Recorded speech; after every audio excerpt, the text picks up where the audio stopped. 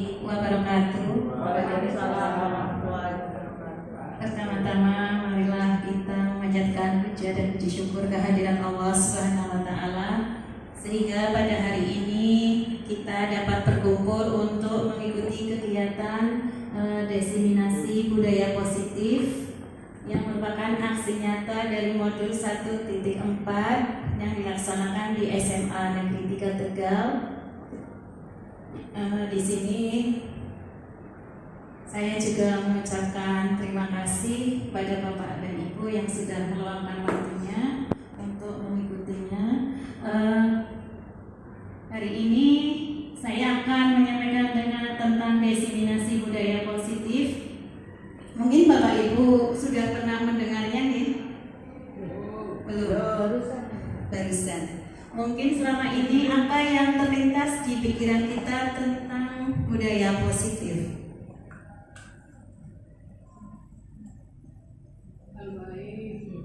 Hal baik, ya betul. Yang lain? Gimana Pak Andi? Hal-hal positif ya. Sekarang kita melihat dari konsep inti budaya positif. Di sini ada beberapa yang akan saya sampaikan. Yang pertama yaitu perubahan paradigma belajar, disiplin positif, nilai-nilai kebajikan, kebutuhan dasar manusia, motivasi perilaku manusia, motivasi kontrol guru, keyakinan kelas, dan segitiga restitusi. Jadi di sini di budaya positif itu ada beberapa konsep inti. Tadi kita bersama-sama memahami apa saja yang ada pada konsep inti budaya positif tersebut.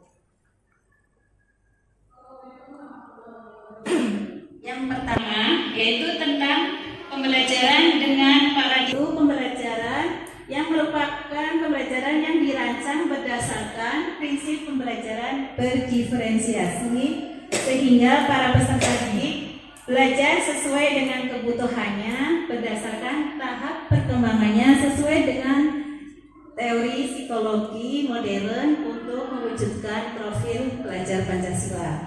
Jadi di sini kita nanti memberi pembelajaran dengan pembelajaran berdiferensiasi agar dapat menciptakan tidak Bapak Ibu? Ya, selama ini kan kita ilusinya bahwa seorang guru bisa mengontrol murid. Yang kedua, ilusi bahwa kritik dan membuat rasa bersalah mampu menguatkan karakter murid.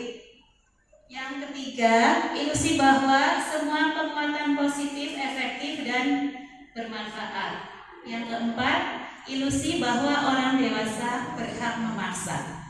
Nah, dengan adanya di sini saya menyampaikan diseminasi ini biar Bapak Ibu guru tahu bahwa itu hanya ilusi Bapak Ibu. Jadi di sini murid itu dapat mengontrol dirinya sendiri, bukan Bapak Ibu guru yang mengontrolnya. Terus tadi selama ini banyak Bapak Ibu guru memberikan kritik dan saran rasa bersalah kepada anak. Kita sebagai orang dewasa juga hanya mengontrol ke anak, memaksa kamu harus seperti ini. Sedangkan itu sementara hanya ilusi saja di Bapak Ibu. Jadi perlu kita pahami itu hanya ilusi saja. Yang selanjutnya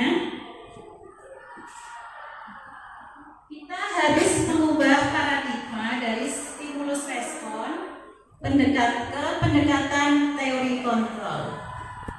Jadi stimulus respon yaitu realitas kebutuhan kita semua menjadi realitas kebutuhan kita berbeda. Jadi Bapak Ibu guru, anak itu punya kebutuhan berbeda-beda. Tidak semua anak memiliki kebutuhan yang sama. Yang kedua, semua orang melihat hal yang sama itu dari stimulus respon. Kita mengubah paradigma stimulus respon itu dengan setiap orang memiliki gambaran yang berbeda. Dan bisa Ibu lihat yaitu ada beberapa stimulus respon apa yang harus kita ubah dari stimulus respon ke pendekatan teori kontrol sudah bisa dipahami nih Bapak Ibu? Ada yang ditanyakan?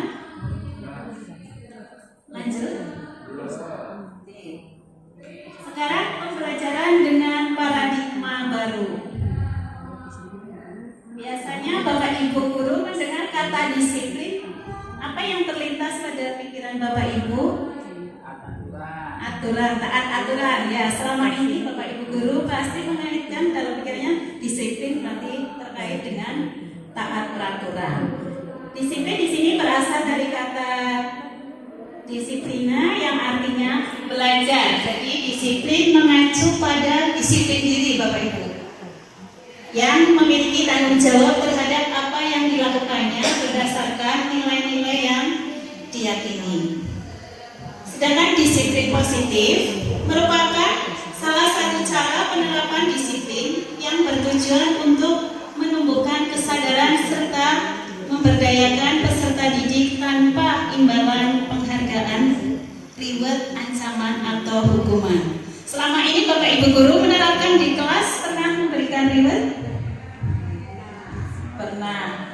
Sedangkan reward di sini bukan merupakan disiplin positif karena itu berasal dari luar, bukan motivasi intrinsik dari anak-anak.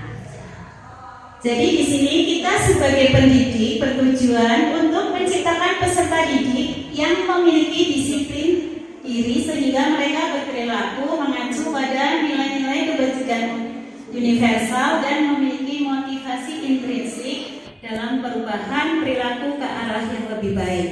Jadi kita di sini menuntut murid agar anak-anak bertingkah laku disiplin positif itu kesadaran dari diri siswa sendiri. Jadi bukan karena penghargaan yang Bapak Ibu berikan tadi. Jadi kalau Bapak Ibu guru di kelas memberikan reward ke anak, misalkan anak yang nilainya 100 nanti saya beri hadiah. Di sini itu tidak akan membuat anak motivasi dari diri, tapi anak melakukan hanya karena motivasi dari luar ya, eksternal, karena akan mendapat hadiah. Jadi itu perlu kita ubah dari pemikiran kita tadi ya, dari stimulus respon ke teori kontrol. Jadi di sini dalam penerapan disiplin positif kita bisa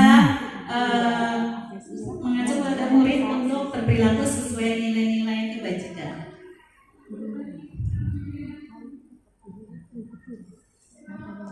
Bapak Ibu sudah paham nilai-nilai kebajikan yang selama ini sudah diterapkan di kelas? Ya. Nilai-nilai kebajikan yaitu nilai yang disepakati bersama, lepas dari suku bangsa, agama, bahasa maupun latar belakangnya. Di sini ada contoh nilai-nilai kebajikan di institusi atau organisasi seperti di kurikulum Merdeka, yaitu profil pelajar Pancasila. Itu ada 6 dimensi. Sudah hafal nih Bapak Ibu? Insya Allah. Ada juga dari Ibo Primary Years Program, yaitu nilai-nilai kebajikan antara lain toleransi, rasa hormat, integritas, dan lain-lainnya. Ada juga dari keterampilan hidup atau life skill, yaitu dapat dipercaya, lurus hati, pendengar yang aktif, tidak merendahkan orang lain, dan memberikan yang terbaik dari guru. Jadi nilai-nilai kebajikan ini yang Bapak Ibu bisa terapkan di murid-murid kita dalam membuat nanti suatu kesepakatan atau keyakinan kelas, nanti bisa mengacu pada nilai-nilai kebajikan tersebut. Sampai sini ada yang ditanyakan Bapak Ibu? Yes. Jadi tadi untuk murid-murid melaksanakan disiplin positif, mereka melakukan suatu tindakan pasti berdasarkan kebutuhan dasar manusia. Kebutuhan dasar manusia adalah segala sesuatu yang kita lakukan untuk mendapatkan apa yang kita inginkan. Sudah paham untuk 5 kebutuhan dasar manusia Bapak Ibu? Sudah. Contohnya apa Bapak Ibu untuk kebutuhan dasar manusia? Kebutuhan makan, betul. Sandang. Kalau kita lihat di sini berarti ikutnya pada kebutuhan yang bertahan hidup ya. Jadi di sini ada 5 kebutuhan dasar manusia. Yang pertama yaitu bertahan hidup, yaitu untuk kebutuhan makan, pakaian, tempat tinggal, keamanan dan kesehatan. Selain itu, kasih sayang dan rasa diterima. Yang ketiga, penguasaan. Yang keempat, kebebasan. Dan yang kelima, bermain. Senang-senangan ya untuk bermain, humor. Jadi di sini 5 dasar kebutuhan manusia ini Bapak Ibu harus memahami bahwa semua orang itu mempunyai 5 dasar kebutuhan. Jadi kita harus memahami apa sih yang dibutuhkan anak-anak di kelas kita. Jadi kita bisa memahami karakteristik anak. Kita bisa memahami siapa anak-anak tersebut, bagaimana cara belajarnya di kelas, apakah sama atau tidak. Jadi kita tidak memberikan pembelajaran secara sama semua, tapi kita harus memperhatikan karakteristik dan kebutuhan anak-anak. Paham sih Bapak Ibu? Barangkali ada pertanyaan. Ya. Dari luar itu kan kita memberikan ini dari luar lah. Ini Ya. dari dalam anak itu sendiri contohnya apa? Reward dari dalam diri anak. Iya. Jadi kita selama ini di ke anak-anak kan biasanya Bapak Ibu guru dengan memberikan iming-iming ya.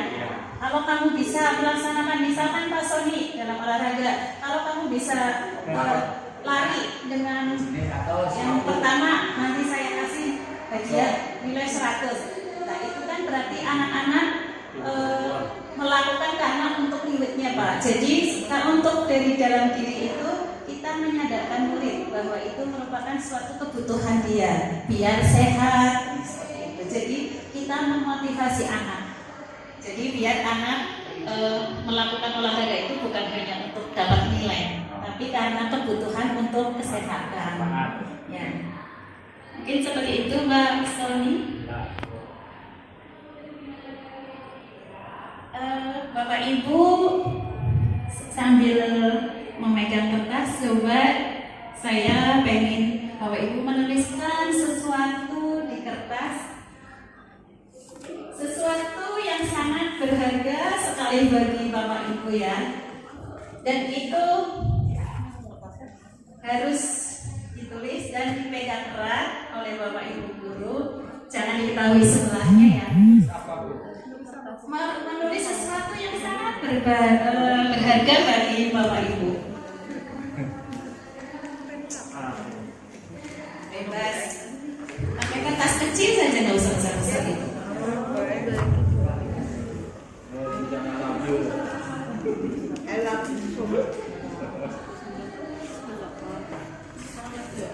Sudah Bapak Ibu.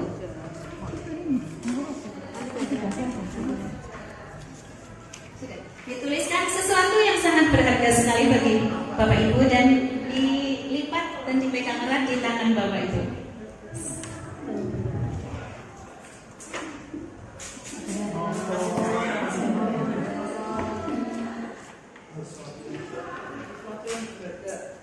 Ya.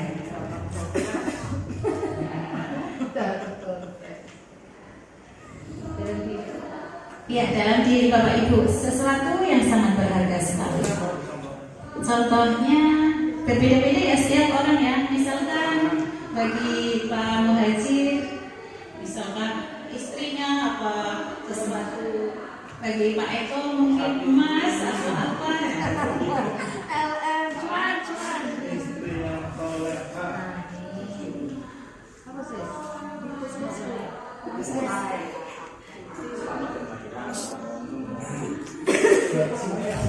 Sudah? Sekarang Bapak Ibu guru pegang dan berhadapan dengan teman sebelahnya. Itu kan sudah Bapak Ibu sudah menuliskan sesuatu yang sangat berharga untuk Bapak Ibu guru dipegang dan teman sebelahnya coba berusaha untuk biar teman sebelahnya mau membukakan. Coba bagaimana caranya? bukan keinginan ya. Ya, Memang sampai ya. sesuatu yang Kita dimiliki ya. bukan tukeran ya, tapi Bapak Ibu saling meminta apa yang dipegang Bapak Ibu guru. Bagaimana cara biar Bapak Ibu guru itu mau membukanya? Apakah masih Tahu perlengkapan meminta? kayak gini saya minta tahu. Ya, misalkan punya profesi, diminta Bu anak boleh apa tidak? Dan bagaimana caranya? Ya ini sama Ki Pak Mufli. Pak Mufli bisa sama Bu Fasihah. Belum pasok tinggi. Oleh. Bapak Ibu guru sudah menulisnya. Coba teman sebelahnya bisa dengan cara apapun biar memperoleh apa yang dipegang temannya. Terserah Bapak Ibu. Semua punya cara tersendiri. Bagaimana untuk mendapatkan sesuatu yang ada di tangan teman kita yang dipegang. Eka menuliskan sesuatu yang sangat berharga, terus dipegang erat. Kalau rumah itu meminta sesuatu Ibu Eka dengan cara apapun boleh apa tidak? Sudah? Sudah selesai? Dipegel. Sekarang siapa yang tadi berhasil untuk meminta sesuatu yang dipegang oleh temannya? Ini tadi sama, boleh nggak diminta temannya? Enggak sih. Yang lain punyanya saya sendiri. Oh, karena punyanya sendiri. Oh, ternyata ya sama. Kalau Bu anak nggak boleh, kenapa Bu nggak boleh? Karena untuk sendiri. Alasannya tadi Bu Festi caranya bagaimana Ibu untuk memintanya? Rayu, tapi tetap nggak boleh ya. Kalau Bu Festi nggak boleh. Alasannya rahasia.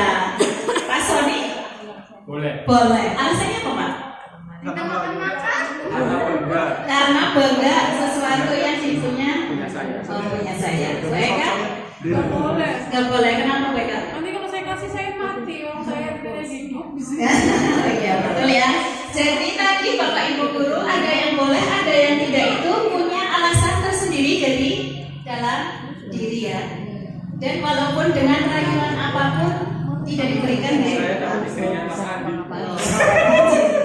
Jadi nanti kita menerapkan ke anak-anak juga harus memahami kebutuhan anak tadi, dan kita tahu bahwa kita tidak boleh memaksakan ke anak. Jadi kita harus tahu alasannya apa. Jadi kita memaksa pun kan tidak, anak-anak tidak mau menjawab sih.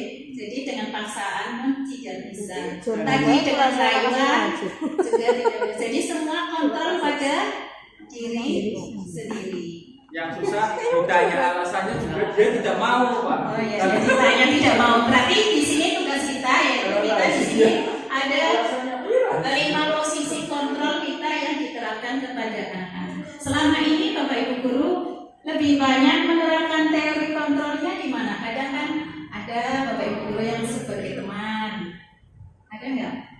Ada yang sebagai pemantau saja, ada yang sebagai manajer. Yang sudah menerapkan Bapak Ibu kebanyakan menerapkan sebagai apa? Penghukum ada nggak? Teman. Di lingkungan Bapak Ibu ada? Nggak ada. Sebagai teman ya Pak Muhajir? Saling mencintai ya, Pak. Saling mencintai. Di sini Pak Muhajir sudah menerapkan posisi kontrol di sebagai teman. Apakah ada segi positif negatifnya? Ada. Ya. Jadi di sini Bapak Ibu guru selama ini sudah melakukan teori kontrol, dan kita harus tahu dari teori-teori tersebut mana yang baik untuk diri kita. Yang paling baik mana Bapak Ibu guru? Penghukum, sebagai teman, tadi sebagai pemantau. Yang paling baik manajer ya. Karena kalau sebagai penghukum itu biasanya hanya bersifat sementara Bapak Ibu. Kalau Bapak Ibu memberikan hukuman kepada anak, misalkan anak yang tidak mengerjakan tugas diberi hukuman, apakah anak itu sudah setelah mengerjakan selanjutnya masih tetap atau berubah, kan kalau masih tetap berarti Bapak Ibu guru hukuman itu tidak menyelesaikan suatu masalah. Jadi hukuman itu juga menyelesaikan hanya dalam waktu sesaat. Sedangkan tadi kita sudah melihat kalau untuk stimulus respon kan itu berarti untuk restitusi di sini berarti lebih bertahan lama karena dari diri sendiri. Jadi Bapak Ibu guru harus paham apa sih posisi kontrol yang baik kita terapkan ke anak. Berarti Bapak Ibu sudah memahami ya tadi dengan teori yang tadi sebagai manajer. Sekarang kita sebagai guru itu apakah sudah melaksanakan teori segitiga restitusi? Bapak Ibu guru itu selama ini kelas menerapkannya enggak Bapak Ibu? Jadi teori restitusi itu ada 3. Yang pertama menstabilkan identitas, kedua validasi masalah, yang ketiga yaitu untuk membuat meyakinkan anak. Jadi dari ketiga teori restitusi itu kita dapat menerapkan kepada anak. Selama ini Bapak Ibu dalam menerapkannya bagaimana? Apakah hanya tadi hukuman? Konsekuensi pernah nggak Bapak Ibu? Penghargaan tadi ya sudah ya Pak Sony memberikan penghargaan ke anak. Hukuman tadi juga tidak. Jadi kita sebagai guru di sini nantinya dapat menerapkan segitiga restitusi. Jadi kalau kita punya anak di kelas punya masalah, kita harus menerapkan teori tersebut Bapak Ibu. Kita jangan langsung hukum anak, tapi kita dengan menstabilkan identitas ke anak. Apa sih yang dilakukan anak? Motivasinya apa kamu melakukan seperti itu? Biasanya Bapak Ibu jangan langsung menghukum ya. Misalkan Bapak Ibu guru yang piket di depan melihat anak yang terlambat, apakah langsung dimarahin atau ditanya dulu Bapak Ibu? Ditanya. Jadi di sini tugas kita menstabilkan emosi dulu. Ditanya kenapa kamu sering datang terlambat? Sudah berapa kali? Terus kenapa terlambat? Ditanyakan validasi ya tentang tadi menanyakan ke anak, memvalidasi apakah yang kalian lakukan itu sesuai dengan keyakinan kelas kita atau sekolah kita. Setelah itu kita bisa melakukan dengan membuat keyakinan ke anak di sini bahwa anak-anak untuk mencari solusinya apa yang akan dilakukan anak Bapak Ibu guru. Jadi kita ke anak dengan menanyakan untuk memperbaiki biar tidak terlambat, apa yang akan kamu lakukan. Kita pasti punya solusinya. Jadi di sini kita mengajak anak-anak untuk membuat suatu keyakinan bahwa anak-anak itu bisa menyelesaikan masalahnya dan bisa mencari solusinya. Jadi mudah-mudahan Bapak Ibu guru di sini tadi sudah mengetahui apa sih arti dari disiplin, terus tadi sudah memahami kebutuhan-kebutuhan 5 kebutuhan dasar manusia, nilai-nilai kebajikan yang bisa kita terapkan, posisi kontrol apa yang sudah kita lakukan, dan apa yang harus kita lakukan kepada anak. Jadi mudah-mudahan Bapak Ibu dapat menerapkan budaya positif di sekolah sehingga kita dapat mewujudkan murid-murid kita menjadi pelajar profil pelajar Pancasila. Terima kasih. Mungkin ada yang ditanyakan Bapak Ibu? Tidak ada. Jadi sudah jelas nih. Mudah-mudahan Bapak Ibu memahami apa yang saya sampaikan dan dapat menerapkannya di sekolah.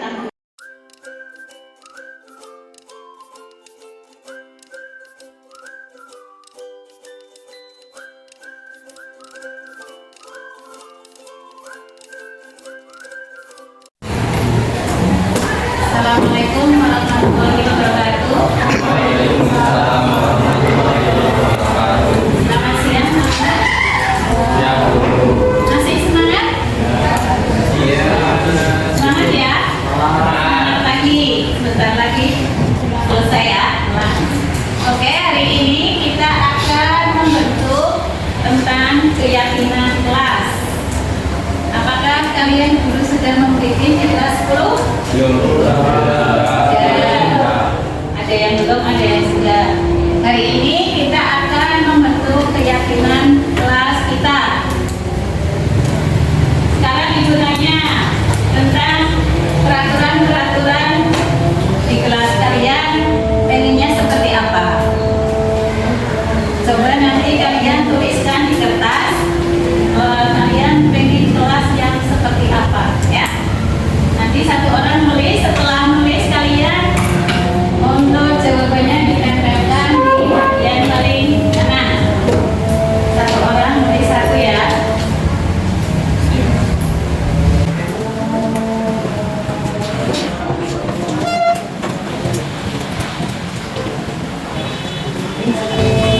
Dibagi satu-satu ya. Kalian menuliskan peraturan-peraturan, misalkan saya pengen kelasnya itu yang disiplin, kelas yang bersih. Kalian boleh dituliskan di kertas terus tempelkan di depan ya. Yang sudah punya jawabannya silakan peraturan-peraturan yang kalian inginkan ditulis terus ditempelkan di sini.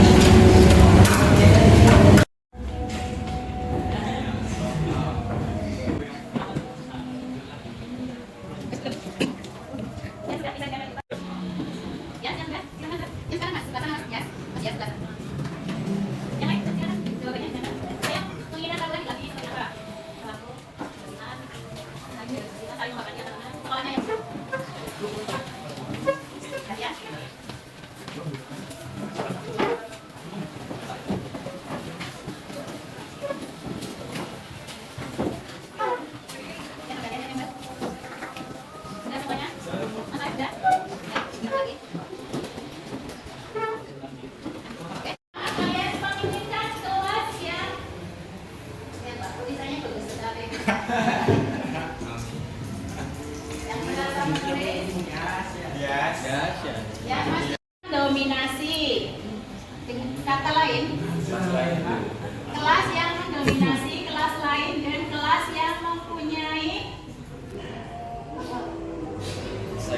persaingan dalam akademik sehat. Ya. Persaingan sehat dalam akademik. Tulisannya bagus sekali ya. Itu yang pertama ya. Yang kedua, saling membantu sesama. Ketiga, menjaga kebersihan, menjaga kerukunan kelas, memenuhi tanggung jawab untuk piket, tempat duduk di rolling, bertanggung jawab membuang sampah, tidak boleh bully, saling menghina antar teman. Sekarang dari ini kan peraturan-peraturan yang kalian inginkan ya. Nanti dari ini kita bersama-sama menjadi kalimat yang positif. Kalau kata-kata dilarang kan kurangi ya. Dibuat menjadi kalimat yang positif. Bisa ya? Kalian tadi menulisnya apa, masih ingat ya? Misalkan tadi jaga kebersihan dan menjaga kerukunan kelas. Ini kan menjaga ya. Berarti kalau di kalimat positifnya apa? Kebersihan. Ya, kebersihannya. Jadi di sini kebersihan itu mencakup kebersihan kelas, kebersihan diri. Setuju nggak? Ada yang lain yang menyampaikan tentang kebersihan? Buang sampah pada tempatnya. Kita ambil satu kesepakatan, satu kalimat saja. Berarti apa? Sekarang kalian tuliskan kalimat positifnya ya Ibu. Lagi-lagi kalian menuliskan dari tadi apa yang sudah dituliskan dalam peraturan-peraturan, sekarang dituliskan menjadi kalimatnya positif. Misalkan ya, ini tempat duduk di rolling. Ada beberapa yang menyampaikan kondisi kelas harus bersih dan nyaman. Berarti kan bisa kita kelompokkan ya, tadi yang menulis bersih siapa, kalimat positifnya berarti kebersihan. Misalkan yang tadi menulis datang tepat waktu, kalimat positifnya apa?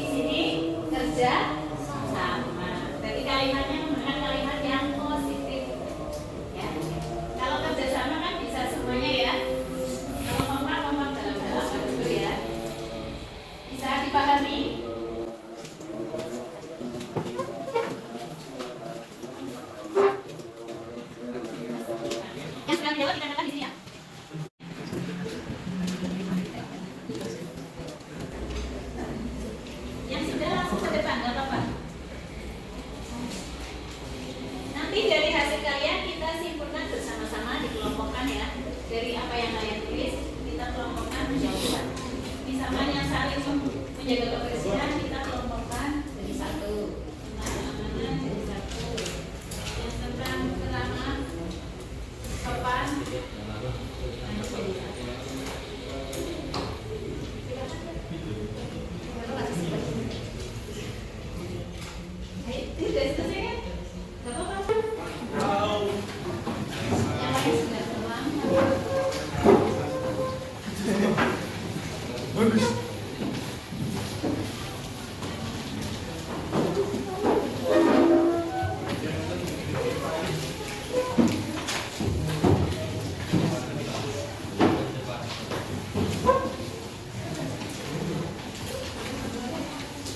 Ada salah satu yang mau bantu guru yang bisa menulis keluar? Faiz.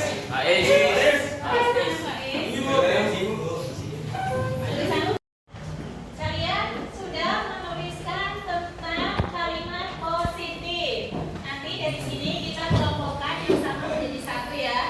Yang pertama, kerjasama. Berarti tulis mas, keyakinan kelas 11 satu ya. Keyakinan. Nanti setelah ini sekretarisnya bisa diketik dalam bentuk infografis boleh, dalam bentuk apa boleh nanti ditulis kesimpulannya. Setelah itu kalian tanda tangan semuanya ya, yang sudah menulis kesepakatan. Berarti ini kan keyakinan kelas kalian, berarti kalian tanda tangan semuanya. Yang pertama, kerjasama. Setuju? Berarti harus ada kerjasama di antara kalian ya. Kerjasama dalam hal apa saja, bukan menyontek ya. Maksudnya kerjasama di kelas, misalkan kalian di kelas kan ada kebersamaan ya, itu perlu dipupuk ya. Jadi kalian keyakinan kelas kalian kerjasama. Sudah mas.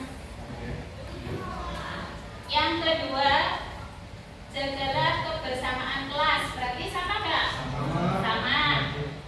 Merawat fasilitas yang ada. Kita mau bikin apa? Merawat fasilitas. Berarti saling menjaga. Menjaga apa? Fasilitas kelas atau keamanan.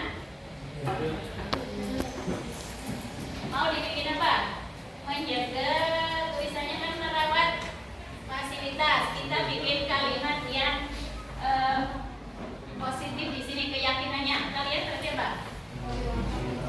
Merawat fasilitas kelas. Bertanggung jawab.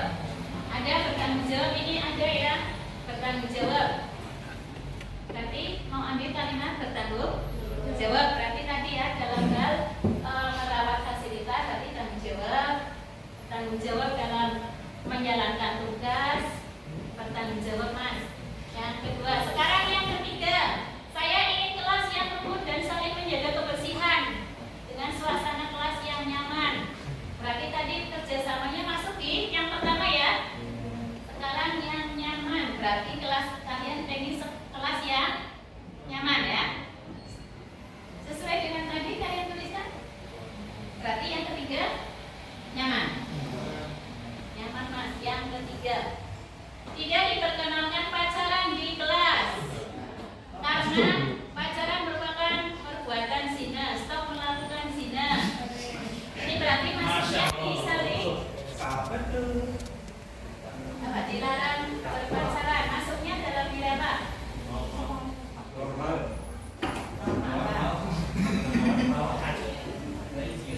Religius. Mau diambil kalimatnya apa?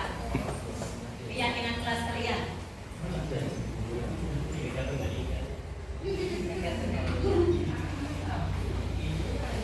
Yang pas bagi kelas kalian. Ini belum ya. Selanjutnya, saling membantu dikala teman kesusahan. Masuk yang pertama enggak? Ya, berarti sama ya. Stop bullying. Berarti saling apa? Stop bullying berarti saling menghargai. Ya, sudah. Menurut kalian stop bullying berarti harus saling menghargai atau apa? Hormat.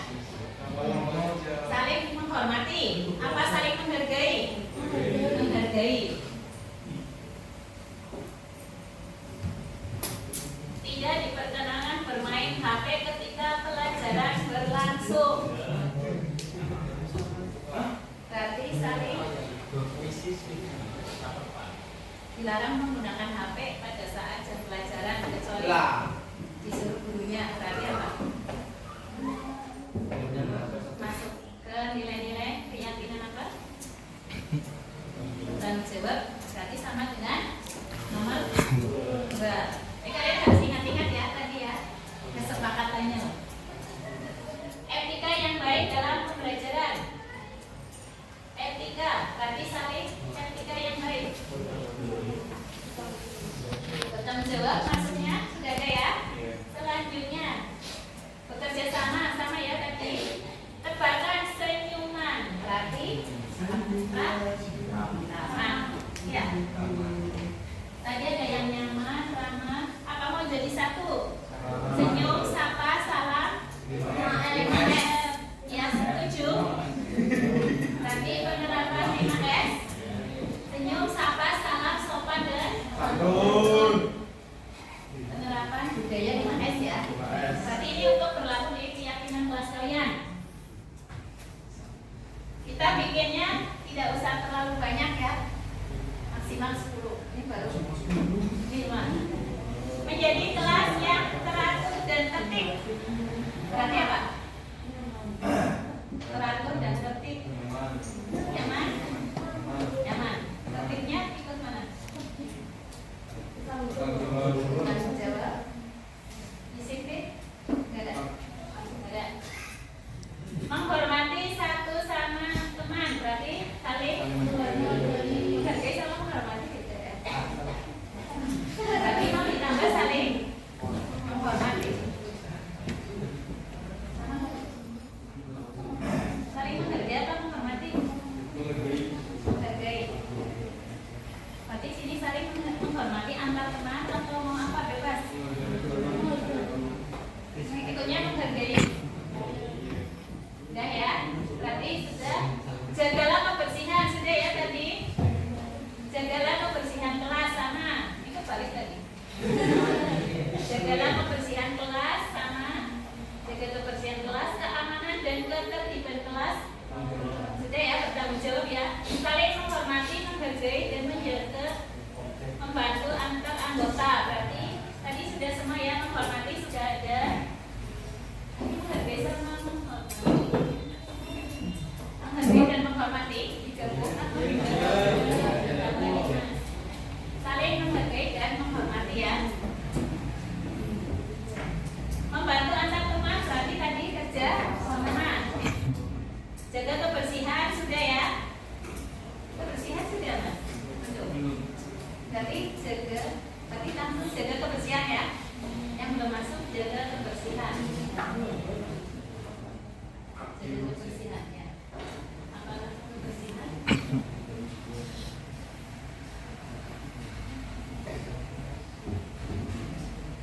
Kenyamanan tadi sudah ya, nyaman. Membuat gaduh, tidak membuat gaduh berarti aman dan nyaman. Oh, aman dan nyaman apa nyaman aja? Aman dan nyaman. Nyaman kan di suasananya. Tidak membuat gaduh berarti aman dan nyaman. Digabung? Ya, aman dan nyaman. Nanti diganti nggak apa-apa di belakangnya. Menjaga kebersihan kelas sudah. Kebersihan, jagalah kebersihan ruang kelas sendiri. Kedisiplinan, datanglah ke sekolah tepat waktu. Berarti disiplin. Kalian sudah bikin keyakinan sendiri ya. Setuju? Berarti kalian datang tepat waktu. Insya Allah. Kecuali kalian di jalan ada sesuatu hal kan itu bukan kehendak kalian ya. Berarti disiplin ya.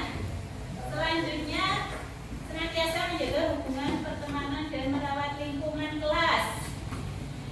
Merawat lingkungan kelas berarti maksudnya bertanggung jawab. Sudah masuk ya?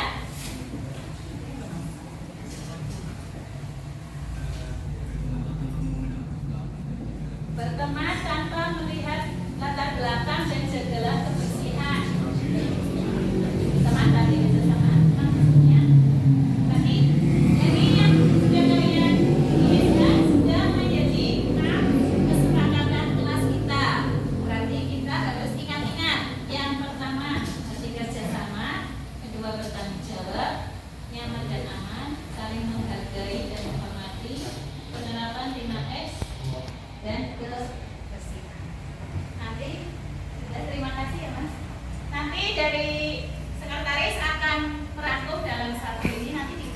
belakang ya.